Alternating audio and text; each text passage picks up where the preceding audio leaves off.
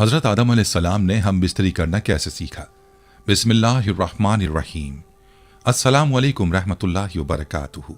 नाज़रीन, क्या आपने कभी सोचा है कि हज़रत आदम अलैहिस्सलाम जो इंसानियत के पहले वालिद हैं, उन्होंने हम बिस्तरी का तरीक़ा कहाँ से सीखा।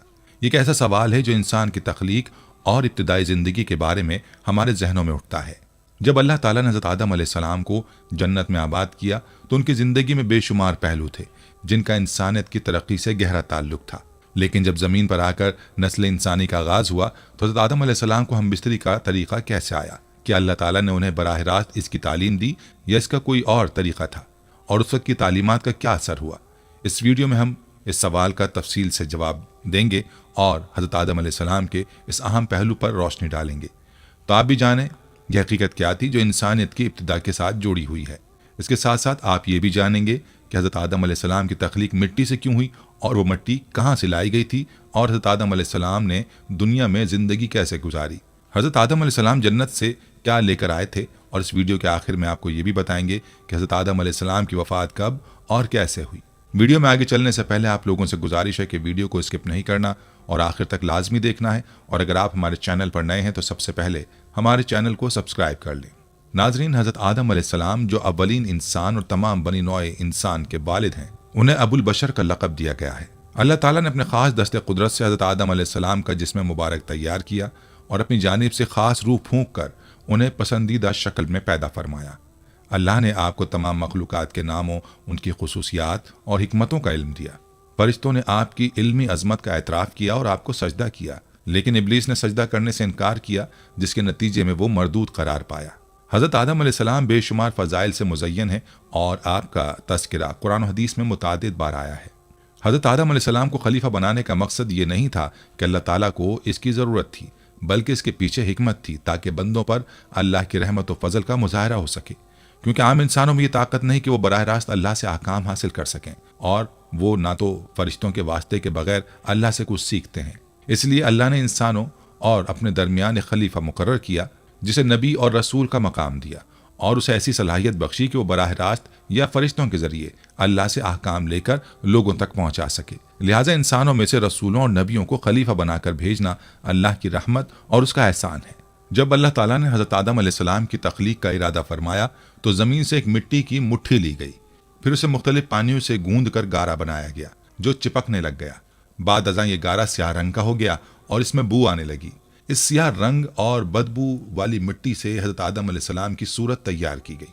जब ये मिट्टी खुश्क हो गई तो हवा के गुजरने से इसमें आवाज़ आने लगी। हज़रत आदम अलैहिस्सलाम की तख्लीक के तमाम मराहिल कुरान मजीद में मुख्तलिफ जगहों पर बयान किए गए हैं। दोस्तों, आपने कभी ये सोचा कि हज़रत आदम अलैहिस्सलाम की तख्लीक मिट्टी से क्यों की गई और वो मिट्टी कहाँ से आई। हज़रत आदम अलैहिस्सलाम के ना वालिदैन थे और ना ही कोई माँ, बल्कि अल्लाह ताला ने उन्हें अपनी ख़ास कुदरत से मिट्टी से पैदा फरमाया। जब अल्लाह ताला ने हज़रत आदम अलैहिस्सलाम को पैदा करने का इरादा किया तो हज़रत जिब्रील अलैहिस्सलाम को हुक्म दिया कि वो ज़मीन से एक मुट्ठी मिट्टी लेकर आएँ। अल्लाह के हुक्म से हज़रत जिब्रील अलैहिस्सलाम ने आसमान से उतरकर ज़मीन से एक मुट्ठी मिट्टी उठाई और ज़मीन के ऊपरी परतों से छलक कर वो मिट्टी आपके हाथ में आ गई। उस मिट्टी में मुख्तलिफ रंगों और खुसूसियात वाली मिट्टियाँ थीं, जैसे सफ़ेद, सियाह, सुर्ख, जर्द, नर्म, सख्त, शीरीं, तल्ख, नमकीन और फीकी मिट्टियाँ। इसके बाद अल्लाह ताला ने इस मिट्टी को मुख्तलिफ पानियों से गूंदने का हुक्म दिया और कुछ अरसे बाद ये चिपकने वाली मिट्टी बन गई। मजीद कुछ मुद्दत बाद ये मिट्टी गारे की तरह बन गई जो कि बदबूदार और खनखनाती हुई थी। फिर जब ये मिट्टी खुश्क होकर ठोस हो गई तो इसमें से हज़रत आदम अलैहिस्सलाम की शक्ल सूरत बनाई गई और जन्नत के दरवाजे पर रखी गई। फरिश्ते इस पुतले को देखकर हैरान होते थे क्योंकि उन्होंने कभी ऐसी मखलूक नहीं देखी थी। फिर अल्लाह ताला ने हज़रत आदम अलैहिस्सलाम में रूह दाखिल करने का हुक्म दिया। जब रूह आपके जिस्म में दाखिल हुई तो सबसे पहले आपके नथनों तक पहुंची और आपको छींक आई। फिर जब रूह ज़बान तक पहुंची तो आपने अल्हम्दुलिल्लाह कहा और अल्लाह ताला ने जवाबन फरमाया यरहमकुल्लाह, यानी अल्लाह तुम पर रहम फरमाए। फिर रूह पूरे जिस्म में फैल गई और हज़रत आदम अलैहिस्सलाम जिंदा हो गए। जब अल्लाह ताला ने हज़रत आदम अलैहिस्सलाम की तख्लीक मुकम्मल की तो तमाम मखलूक को हुक्म दिया कि हज़रत आदम अलैहिस्सलाम को सजदा किया जाए, लेकिन इब्लीस में गुरूर था। उसने कहा कि मैं आग से हूँ और ये मिट्टी से बनाया गया है, मैं इसे सजदा क्यों करूँ, और उसने सजदा करने से इनकार कर दिया, जिससे खैर और शर की ताकतों के दरमियान जंग का आगाज़ हुआ। कदीम सहाइफ में लिखा है कि जब अल्लाह ने हज़रत आदम अलैहिस्सलाम को सजदा करने का हुक्म दिया तो शैतान ने हज़रत आदम अलैहिस्सलाम पर हिकारत से थूक दिया था। ये थूक हज़रत आदम अलैहिस्सलाम के पेट पर गिरा और अल्लाह ताला ने हज़रत जिब्रील अलैहिस्सलाम को हुक्म दिया कि वो उस थूकी हुई मिट्टी को निकालें। जब हज़रत जिब्रील अलैहिस्सलाम ने वो मिट्टी निकाली تو حضرت آدم علیہ السلام کے پیٹ میں ایک چھوٹا سا سوراخ بن گیا جو آج ہماری ناف کی صورت میں موجود ہے۔ اس سوراخ کی مٹی سے جو شیطان کا تھوک لگا تھا، اللہ تعالیٰ نے کتے کو پیدا کیا۔ دوسری روایت کے مطابق جب حضرت آدم علیہ السلام اور حضرت حوا علیہ السلام کو زمین پر بھیجا گیا تو شیطان نے زمینی درندوں کو بہکایا کہ وہ ان دونوں کو کھا جائیں، تو اللہ تعالیٰ نے کتے کو پیدا کیا تاکہ وہ حضرت آدم علیہ السلام اور حضرت حوا علیہ السلام کی ان درندوں سے حفاظت کرے۔ اس طرح کتے کی تخلیق حضرت آدم علیہ السلام کی زمین پر آمد کے فوراً بعد ہوئی۔ یقیناً ایک حدیث میں ذکر کیا گیا ہے کہ حضرت آدم علیہ السلام کا جسم مختلف رنگوں اور مختلف نوعیت کی مٹیوں سے تخلیق کیا گیا تھا۔ اسی وجہ سے انسان میں مختلف رنگ و نسل اور مختلف مزاجوں والے لوگ موجود ہیں۔ نبی کریم صلی اللہ علیہ وآلہ وسلم نے فرمایا، اللہ تعالیٰ نے حضرت آدم علیہ السلام کو ایک مٹھی مٹی سے پیدا کیا اور یہ مٹی زمین کے مختلف حصوں سے جمع کی گئی تھی، جس کی وجہ سے حضرت آدم علیہ السلام کی نسل میں مختلف رنگت اور زبانوں کے لوگ پیدا ہوئے۔ حضرت آدم علیہ السلام کی کنیت ابو محمد یا ابو البشر ہے اور آپ اللہ کے پہلے نبی ہیں۔ آپ کی عمر 960 سال تھی اور آپ کی وفات کے وقت آپ کی اولاد کی تعداد 1,00,000 تک پہنچ چکی تھی، جنہوں نے مختلف صنعتوں اور عمارتوں سے زمین کو آباد کیا۔ جب حضرت آدم علیہ السلام کو جنت میں رہنے کا حکم دیا گیا تو وہاں کی تنہائی کی وجہ سے آپ کچھ مغموم ہوئے۔ اللہ تعالیٰ نے آپ پر نیند کا غلبہ ڈالا اور آپ گہری نیند میں چلے گئے۔ نیند کی حالت میں اللہ تعالیٰ نے آپ کی بائیں پسلی سے حضرت حوا علیہ السلام کو پیدا فرمایا۔ جب آپ بیدار ہوئے تو حیران رہ گئے کہ ایک نہایت خوبصورت عورت آپ کے پاس بیٹھی ہوئی ہے۔ آپ نے ان سے پوچھا کہ تم کون ہو اور یہاں کیوں آئی ہو؟ حضرت حوا علیہ السلام نے جواب دیا کہ میں آپ کی بیوی ہوں اور اللہ تعالیٰ نے مجھے اس لیے پیدا کیا تاکہ آپ کو سکون اور انسیت حاصل ہو اور میں آپ سے تسکین اور محبت کی توقع رکھوں، ہم دونوں مل کر خوش رہیں اور اللہ تعالیٰ کی نعمتوں کا شکر ادا کریں۔ قرآن مجید میں اللہ تعالیٰ نے فرمایا اور اسی کے ذریعے اس کا جوڑا بنایا اور ان دونوں سے بہت سارے مرد اور عورت پھیلا دیے۔ ناظرین، یہاں آپ کو یہ بھی بتاتے چلیں کہ حضرت آدم علیہ السلام نے ہم بستری کرنا کیسے سیکھا۔ اس حوالے سے حضرت ابراہیم نخعی رحمۃ اللہ علیہ روایت کرتے ہیں کہ جب اللہ پاک نے حضرت آدم علیہ السلام کو پیدا فرمایا تو اللہ تعالیٰ نے ایک فرشتے کو حضرت آدم علیہ السلام کے پاس بھیجا اور انہیں جمع یعنی ہم بستری کرنے کا حکم دیا۔ چنانچہ آدم علیہ السلام نے حوا علیہ السلام کے ساتھ قربت کی۔ اس کے بعد حضرت حوا علیہ السلام نے کہا، اے آدم علیہ السلام، یہ تو بہت اچھا عمل ہے، لیکن ناظرین اس روایت کی صحت کے بارے میں ہمیں کوئی اطلاع نہیں ملی کہ یہ درست ہے یا نہیں۔ بعض دیگر روایات میں اس واقعے کو کچھ اس طرح بیان کیا گیا ہے کہ جب اللہ تعالیٰ نے آدم علیہ السلام اور حضرت حوا علیہ السلام کو شجر ممنوع پھل کھانے کی وجہ سے زمین پر اتارا تو وہ ایک دوسرے سے کافی عرصے تک جدا رہے۔ حضرت آدم علیہ السلام اپنی اجتہادی خطا پر بہت زیادہ نادم رہتے اور روتے رہتے۔ ان کے رونے کی شدت کی وجہ سے ایک دن حضرت جبریل علیہ السلام نے اللہ پاک کی بارگاہ میں ان کی سفارش کی۔ اللہ تعالیٰ نے آدم علیہ السلام کے دل میں توبہ کا طریقہ ڈالا۔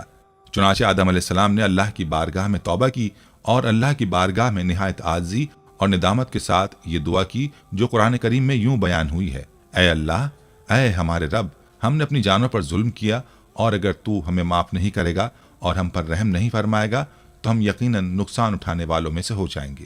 ناظرین، اللہ تعالیٰ نے ان کی توبہ کو قبول فرما لیا۔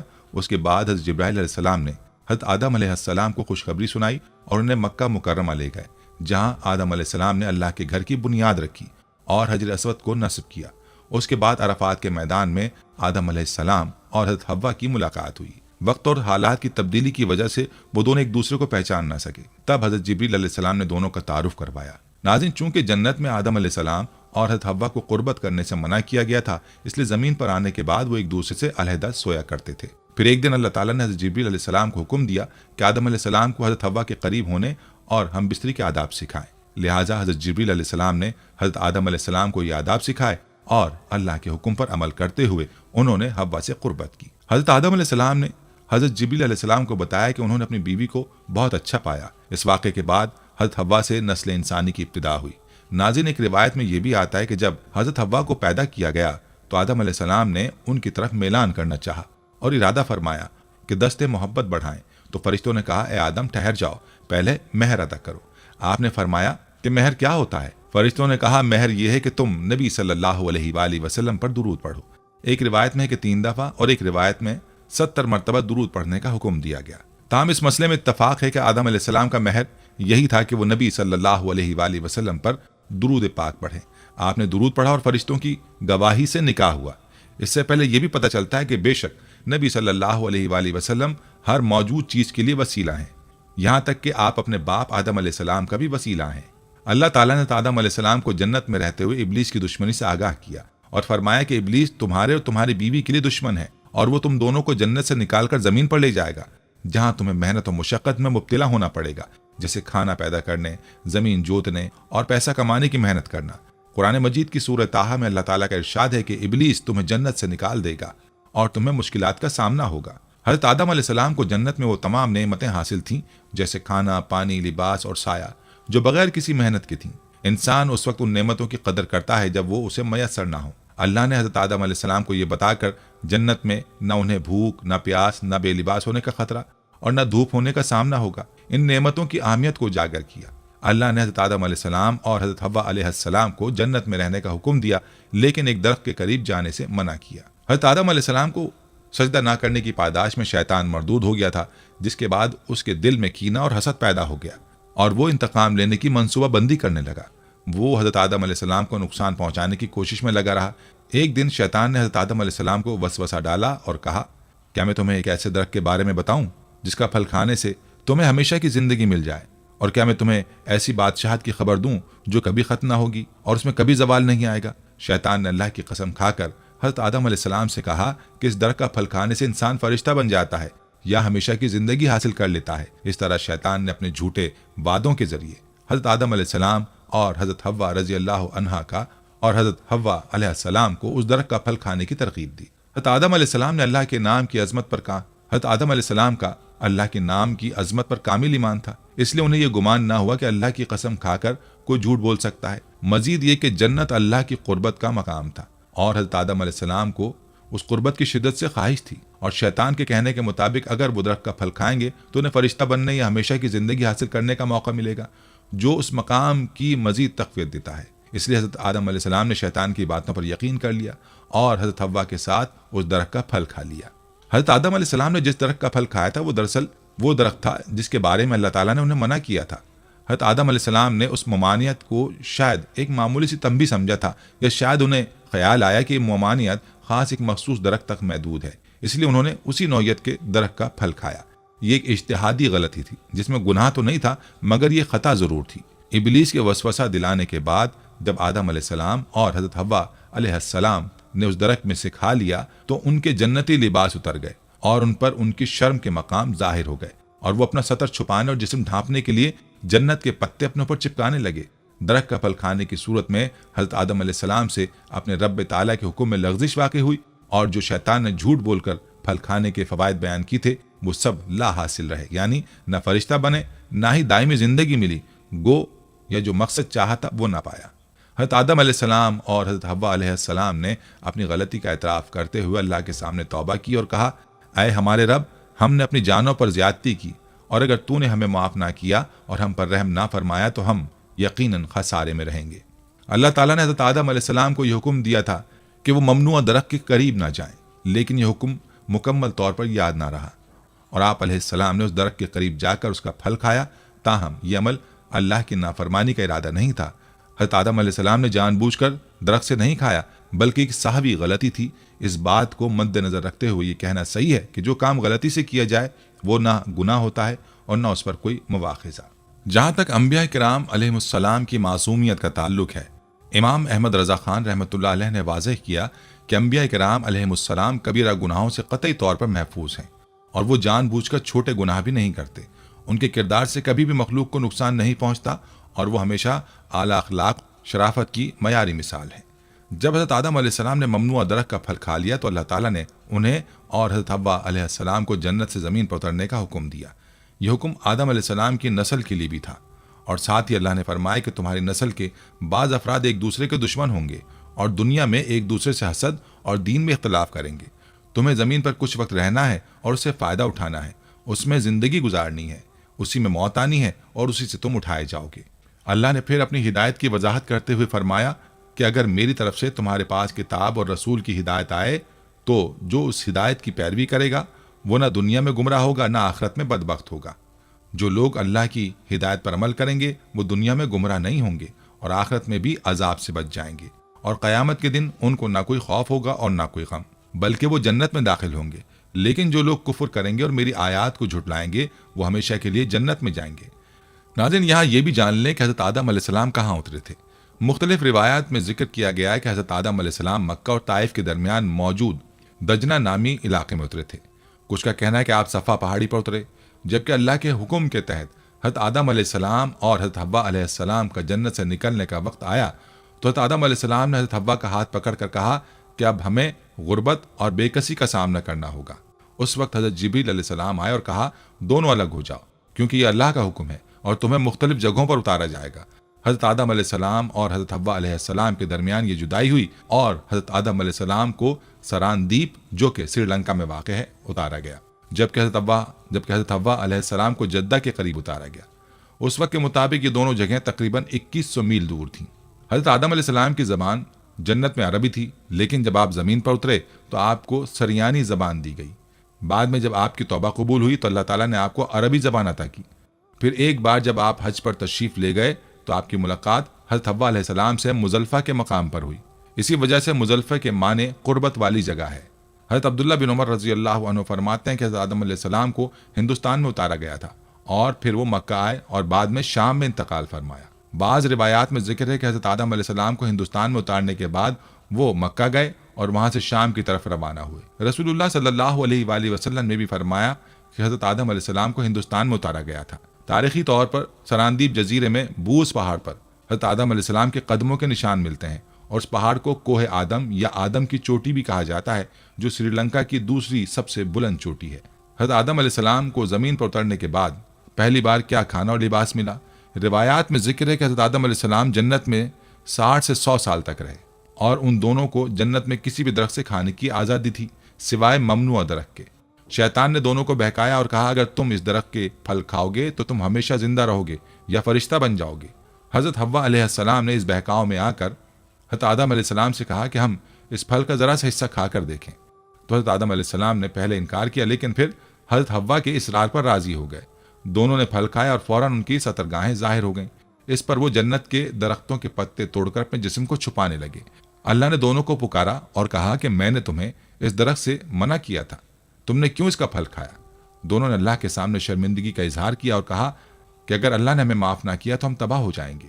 اللہ نے حضرت آدم علیہ السلام اور حضرت حوا علیہ السلام کو زمین پر اترنے کا حکم دیا اور کہا کہ تم دونوں وہاں زندگی گزارو گے، تم میں سے بعض ایک دوسرے کے دشمن ہوں گے اور وہاں تمہیں مرنا ہے اور اسی سے اٹھایا جائے گا۔ اس کے بعد حضرت آدم علیہ السلام اور حضرت حوا علیہ السلام کو زمین پر اتار دیا گیا۔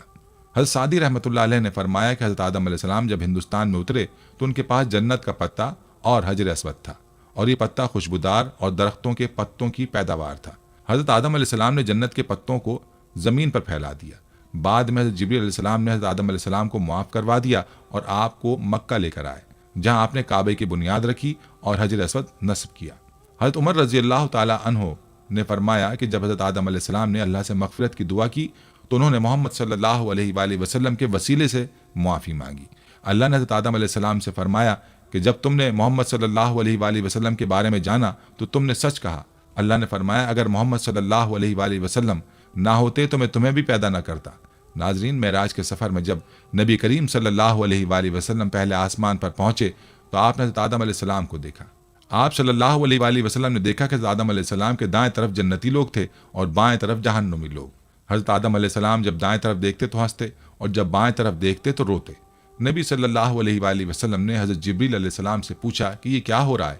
تو حضرت جبریل علیہ السلام نے بتایا کہ یہ حضرت آدم علیہ السلام ہیں اور یہ ان کی اولادوں کی روحیں ہیں، جبکہ بائیں طرف جہنمی روحیں ہیں، اس لیے وہ غمگین رہتے ہیں اور روتے ہیں۔ ناظرین، اب یہاں ایک اور اہم بات یہ ہے کہ حضرت آدم علیہ السلام نے زمین پر آ کر سب سے پہلے کیا چاہا؟ جب حضرت آدم علیہ السلام زمین پر اترے تو انہوں نے اللہ سے دعا کی کہ وہ وہی عبادت کی جگہ اور تسبیح کی آواز سننا چاہتے ہیں جو آسمانوں میں بیت المعمور کے گرد ملائکہ کرتے تھے۔ اس پر اللہ کا حکم آیا کہ آپ جس جگہ کو نشان کے طور پر دیکھیں وہاں کعبہ بنائیں اور اس کے گرد طواف کریں اور وہاں نماز پڑھیں۔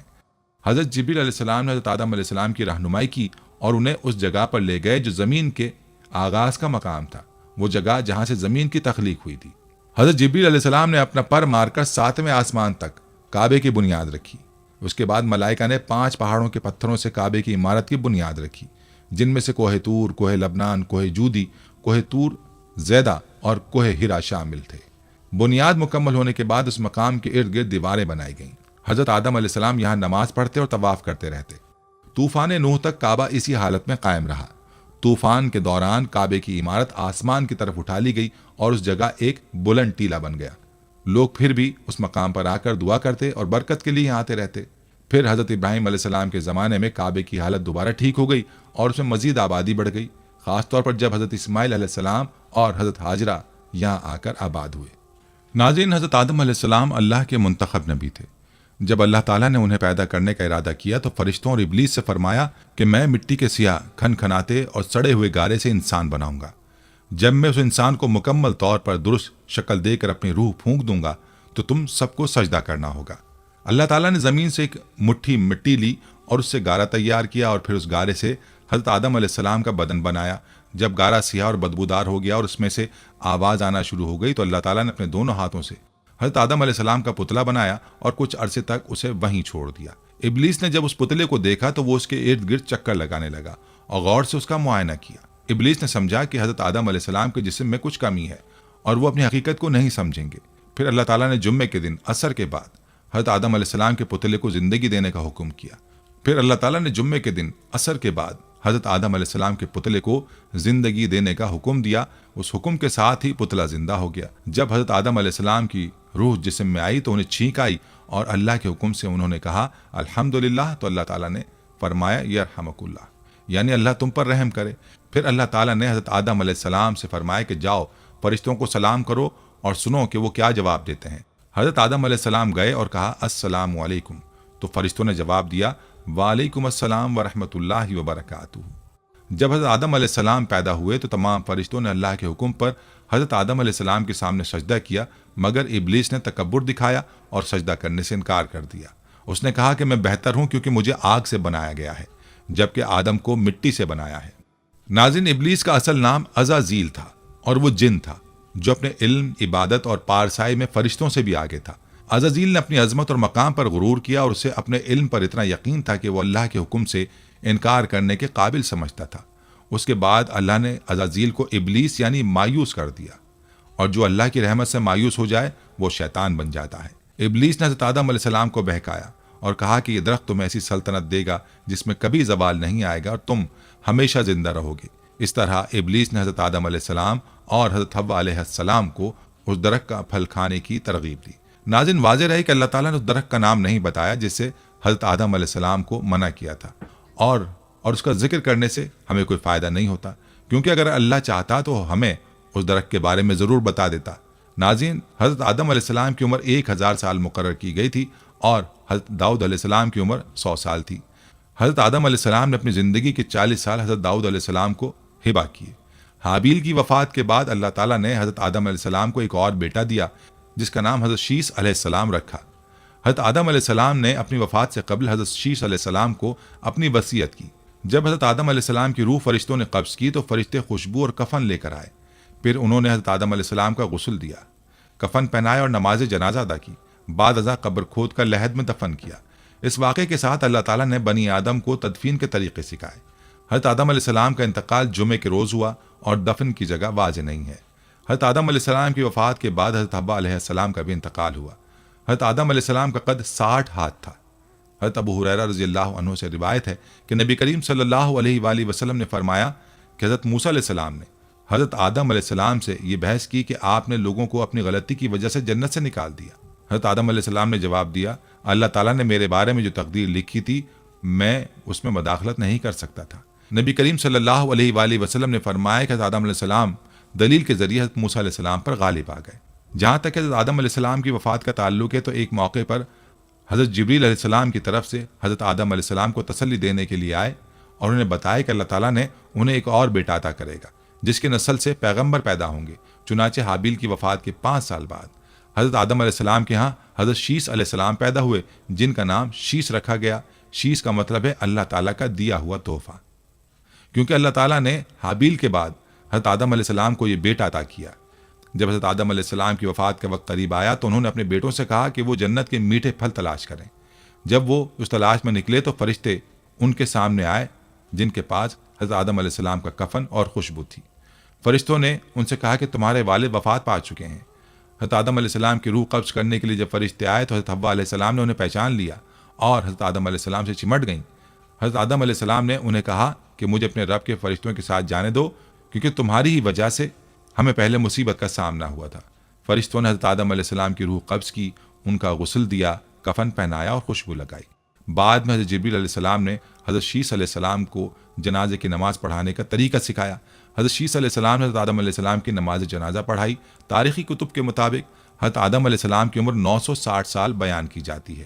حضرت ابن عباس رضی اللہ تعالی عنہ نے ذکر کیا کہ حضرت نوح علیہ السلام نے طوفان کے بعد کشتی سے اتر کر حضرت آدم علیہ السلام کو بیت المقدس میں دفن کیا۔ حضرت حوا علیہ السلام بھی حضرت آدم علیہ السلام کی وفات کے 1 سال بعد انتقال کر گئیں اور انہیں حضرت آدم علیہ السلام کے ساتھ دفن کیا گیا۔ ناظرین، یہ تھی ہماری آج کی ویڈیو۔ آخر میں ہم اللہ تعالیٰ سے دعا گو ہیں کہ وہ حضرت آدم علیہ السلام اور حضرت حوا علیہ السلام کو اپنی رحمتوں سے نوازے اور ہمیں ان کی زندگی سے سبق حاصل کرنے اور اس پر عمل کرنے کی توفیق عطا فرمائے، آمین۔ ہم امید کرتے ہیں کہ آپ کو ہماری آج کی یہ ویڈیو ضرور پسند آئی ہوگی۔ اگر آپ کو ہماری آج کی یہ ویڈیو پسند آئی ہے تو آپ سے گزارش کرتے ہیں کہ آپ ہمارے چینل کو ضرور سبسکرائب کر لیں اور ساتھ ہی لگے بیل کے بٹن کو بھی پریس کر لیں تاکہ آپ کے پاس ہماری آنے والی مزید معلوماتی ویڈیوز کا نوٹیفیکیشن بر وقت ملتا رہے۔ سبسکرائب کے ساتھ ساتھ ہماری ویڈیوز کو لائک بھی کریں اور اپنی قیمتی رائے کا اظہار کمنٹس میں ضرور کریں۔ کمنٹس میں آپ اپنے سوالات بھی ہم تک پہنچا سکتے ہیں۔ اللہ تعالیٰ آپ کو اپنے حفظ و امان میں رکھے، آمین۔ آخر میں پیارے دوستو، ہر ویڈیو کے اختتام میں ہم نے ایک دعا کا سلسلہ شروع کیا ہوا ہے۔ جو بھی اس دعا میں شامل ہوگا، میرا دعویٰ ہے کہ اللہ پاک اس کی تمام جائز حاجات کو پورا کریں گے۔ اپنی دعا کا آغاز درود ابراہیمی سے کرتے ہیں۔ آپ سب دوست اور بہنیں پہلے میرے ساتھ مل کر درود پاک پڑھ لیں اور کمنٹس میں آمین لازمی لکھیے گا۔ اللہ پاک اس آمین کو لکھنے کی برکت سے آپ کی اور میری تمام جائز حاجات کو پورا فرمائیں گے۔ دعا کا آغاز کرتے ہیں۔ بسم اللہ الرحمن الرحیم۔